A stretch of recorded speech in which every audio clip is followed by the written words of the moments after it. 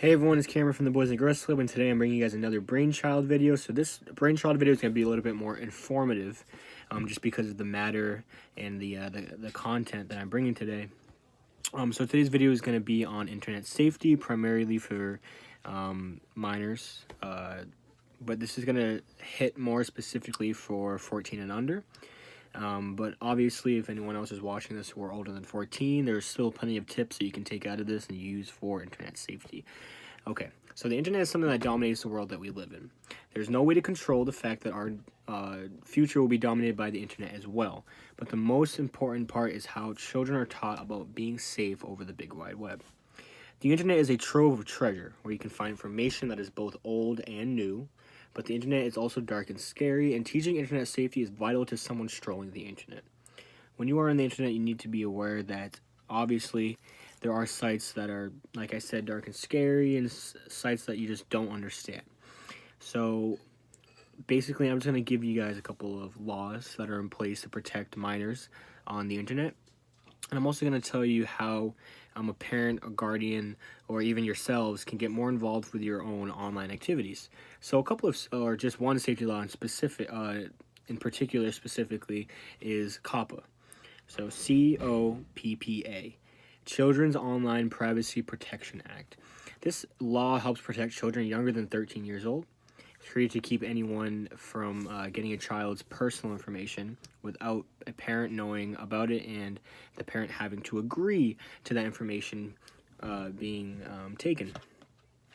Websites are required to explain their policies and get parental consent before collecting or using a child's personal information.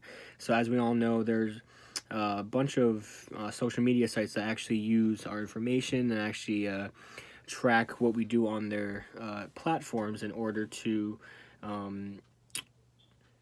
almost give us content that we want to see on a daily basis. And COPPA is basically saying that if the child is under 13 years old, or if the child is 13 years old, any information that they have will not be shared with the website whatsoever, and you're going to have parental consent and permission, or letting the parent know so they can agree for their child. So now I'm going to get into how people or yourself can get more involved with your own online activities. So the first one, I have 6 here, so I'm going to read them off one by one. Feel free to pause the video if you need to, and track it down.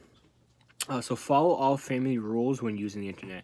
Obviously, families do set up rules for their children or minors who are in their care when it comes to the internet, because the internet is vast. There's so many things to do on the internet. There's lots of websites. There's different avenues, and it's kind of like a really big city. And there's a lot of avenues and streets and places to go down and places to see. But instead, the internet is virtual, obviously, and is a lot bigger. Sometimes people can even get lost in the internet reading things. So the next little tip is never post or trade personal pictures. So when you're on the internet, please don't do anything such as post or trade personal pictures.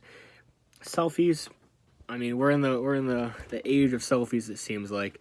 Selfies is just, go ahead. If you want to post a selfie, you can post a selfie. But specifically, I'm talking about personal pictures. So if you have any pictures that you want to keep yourself, family photos, photos going to the beach or something like that, that's exposing, or something you're not comfortable with on the internet, never post it.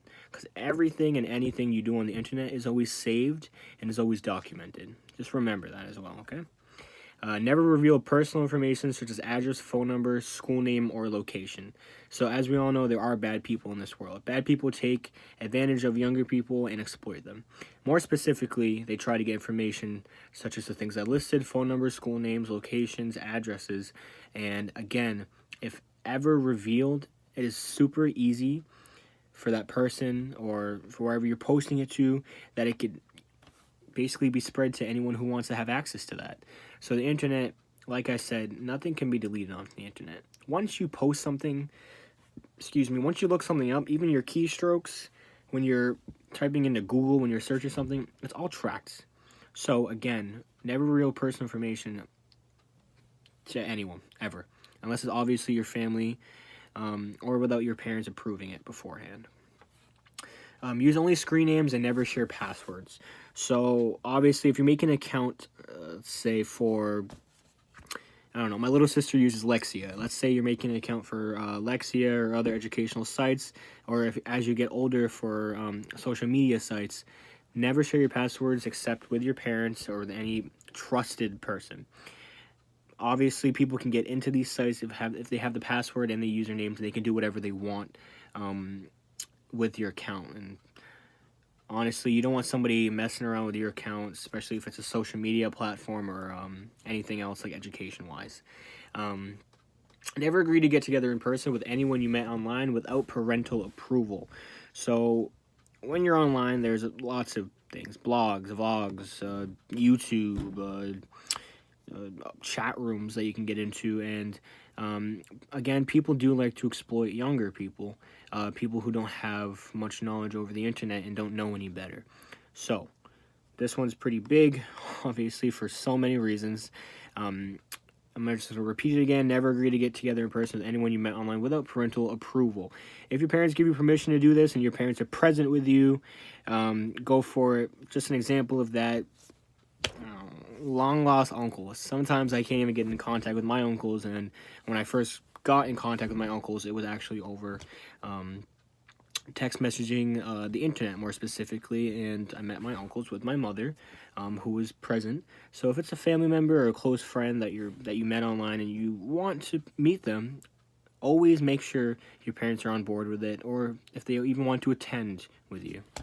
The last one is never respond to any threatening email, message, post, or text.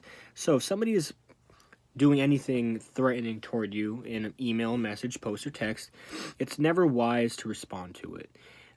For example, if somebody sent you an email or a message threatening anything, the worst case scenario of your life, or least case, egging your house or something like that, never respond to it, because if anything, these people really want to get a reaction out of you, and giving them the ammunition they need to really fire back at you, it's not very wise. So now we're going to get to the challenge that I have for you guys. So this week's challenge, or this video's challenge, I want you guys to, next time when you're on the internet, make sure you follow the things that I listed before. Because this kind of safety is important, especially with the internet evolving so much.